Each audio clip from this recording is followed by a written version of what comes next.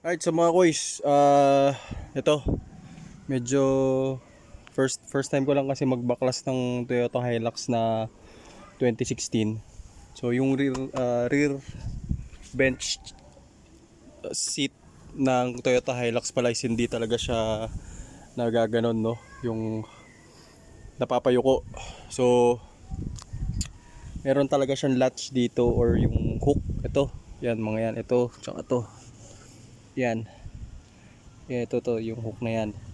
So yung hook na yan is nalagay siya dito.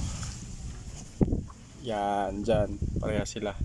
So wala siyang parang yung mga ibang pickup na yung sisikwatin mo lang na ganon. Tapos ibababa mo na ganon yung sandalan. So wala siyang ganon. So ang ginawa namin, binaklasa lang namin. Yan. Tapos angat. Tapos ano na, kalas na.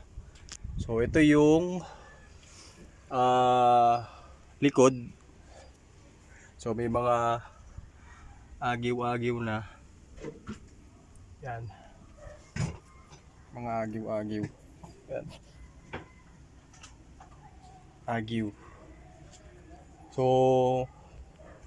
posibleng magbaklas ako ng carpet. Ito, posibleng baklasin ko to. Tsaka yung upuan, syempre babaklasin ko yung upuan na yan. So yun. So yun lang muna. Maya na ulit.